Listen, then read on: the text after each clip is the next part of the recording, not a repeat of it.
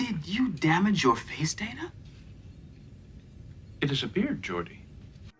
Hello everyone, Jay Warden here, and welcome to my recap and review of the episode The Schizoid Man.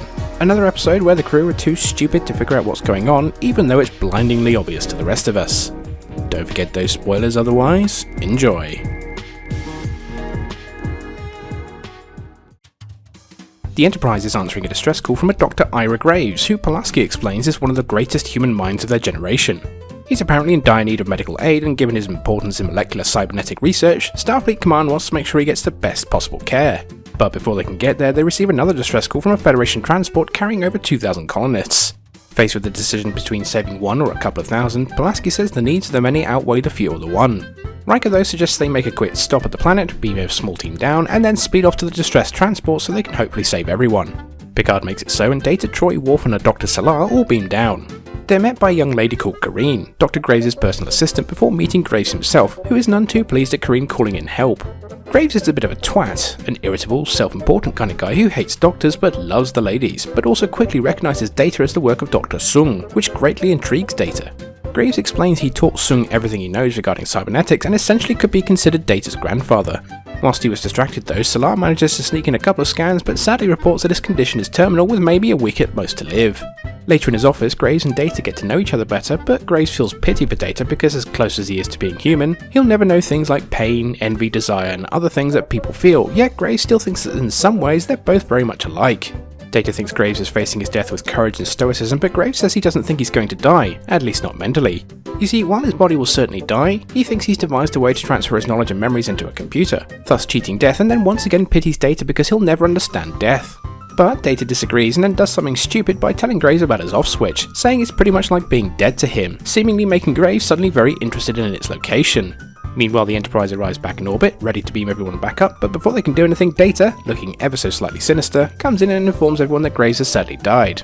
Once back on the ship, Data starts behaving oddly, showing emotion and creeping out Kareen and 10 Forward about how she meant everything to Graves, and during his funeral, makes a hilarious speech which sounds more like Graves giving his own funeral speech, impressing nobody, least of all Picard, who cuts him off, but eventually the funeral is finished and Graves' body is beamed off into space. However, despite his rather strange behaviour, everyone simply puts it down to Data trying too hard to be human, and Picard counsels him to not be such a tryhard. Data thanks him, but as soon as he exits the ready room, makes a funny face and purrs on a passing lady, and then later insults Wesley while getting jealous of Picard talking to Kareen as he gives her a tour of the bridge, clearly not acting like himself. Picard tries another talk, but for the first time he can think of, simply doesn't believe Data is telling the truth. Determined to get to the bottom of what's going on, he orders Data, who's now in full twat mode, to engineering for a checkup, and later Troy gets him to take a mental exam to see how he reacts to certain images. Whilst LaForge seems to be barking up the wrong tree as to what's wrong, Troy at least comes back with some useful information that there are two separate personalities within Data, and the dominant unstable one is suppressing and destroying the regular old Data we know. This seems to give Picard an idea as to what's finally going on here, and calls for Dr. Salar to get more details of their visit to Graves' world. Back in 10 Forward, under covert observation from Worf, Data creeps out Kareen again, and finally, as if it wasn't completely obvious to begin with, we learn that it's actually Graves occupying Data's mind as he successfully transferred himself into Data by switching him off before he died, and now that he's in Data, he has no intentions of leaving, and at the same time, Picard confirms these same suspicions with Salar and Troy. Graves tells Kareen that they can finally be together, and he can even build her an android body so they can be together forever. But Kareen doesn't like the sound of that and rejects him, causing him to accidentally hurt her, not realising just how strong he is now. Upset, he leaves the room and goes to engineering, beating up LaForge and his staff in the process. Picard, knowing the game now, tries to convince Graves to leave Data's body because he just has no right to it. Graves refuses though because Data is just a machine, and saying that what happened to LaForge and Kareen was simply accidents, growing angrier and more unstable by the minute, and as Picard presses him, he eventually snaps and knocks Picard unconscious, quickly adding to the growing casualty list. Graves finally realises Picard is right and heads back to Data's quarters. Before we know it, everyone is back on their feet and find that Data is once again back to normal, with Graves having transferred himself into the ship's computer. However, without a body, he's just mere knowledge in a database now, with the human equation lost. Data remembers nothing of the experience, and with Kareen off the ship to begin a new life, Picard tells Wesley to take the ship off to its next adventure.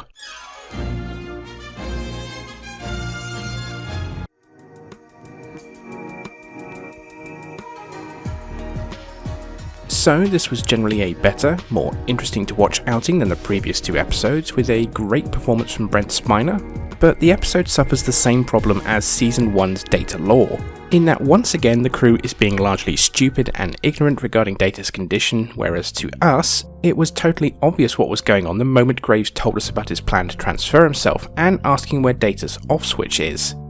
His initial strange behaviour could have been written off as Data trying out a new program to be more human. I mean, he does try out that laughable beard in the beginning of the episode, but as soon as he started insulting Wesley and mouthing off to Picard, the alarm bells really should have gone off here. Instead, everyone just seems mostly baffled instead of putting two and two together. It's noted from the very beginning how big and famous an expert Graves is in cybernetics. The episode also acknowledges just how much time Data and Graves spent together early on.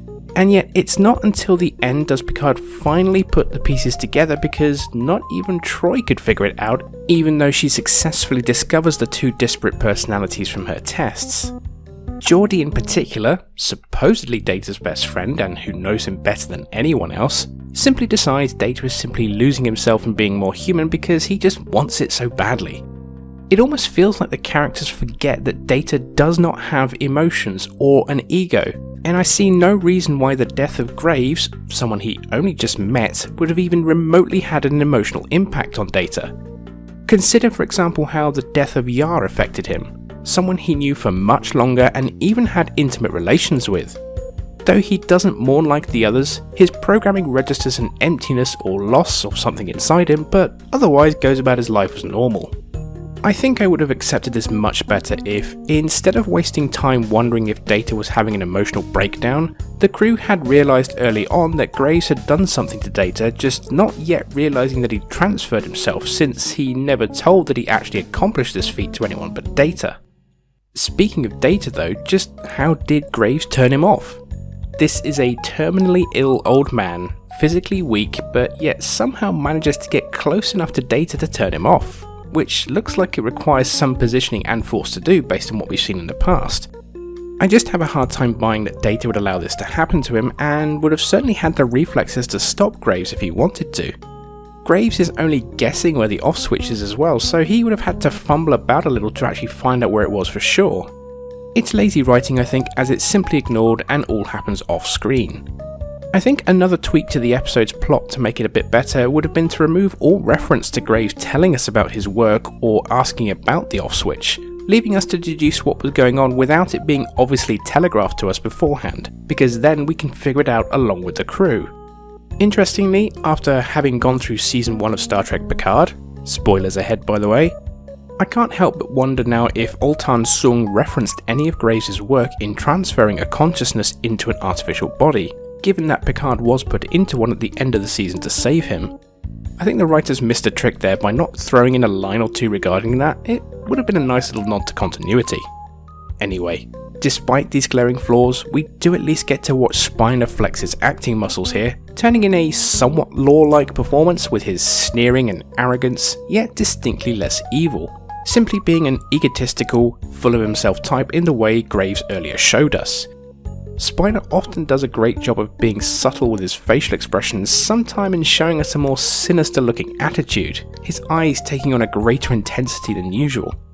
His "to love him is to know him and to know him is to love him" speech is quite hilarious, and I like how it just shows how full of himself Graves really is, as he talks about how selfless and modest he is, whilst also saying how he was basically the most awesome person ever and how everyone loved him because of it. We also get a great performance from the always reliable William Morgan Shepherd, turning in his first of 4 separate Trek guest appearances here. Shepherd brings a certain gravitas and charm to the screen as Graves, whereas his assistant/love interest Corrine, played by Barbara Allen Woods, was the opposite, turning in a rather boring wooden performance. This is also another first appearance on Trek for Suzie Plakson, who is remembered best perhaps as Ambassador Kayla, mother to Worf's son Alexander. The character of Dr. Selar is only seen on screen once here, but is referenced in several episodes across the rest of the series and often appears in various Trek novels. However, the best part of the episode is when Picard tries to reason with Graves, and in a prelude to what will happen in a couple of episodes' time with The Measure of a Man, Picard forcefully argues for the right for Data to survive, being more than just a mere machine, and how he's a unique form of life that must not be lost. I also like that the resolution here is not forcing Graves out by some technobabble means or disabling him somehow, but rather Graves himself realising the truth of the situation and the harm he's causing, instead choosing voluntarily to release Data and transfer himself into the computer. Just how he transferred himself into the computer is a mystery, as much as it was how he transferred himself into Data in the first place, but I don't really need a technobabble explanation here, I can just accept that it happened. So despite its gaping flaws in logic and crew stupidity, I did enjoy this episode a fair bit, even though it's still nothing particularly standout or special beyond some good performances. Next time we receive a distress call from a ship where the crew appear to have all died of old age and race to discover a cure before a research colony suffers the same fate in the episode Unnatural Selection. I hope you enjoyed this video, and if you did then please do check out my other reviews as well, and also if you haven't yet then please like, subscribe and share. Until next time, this is Jay Warden, signing off.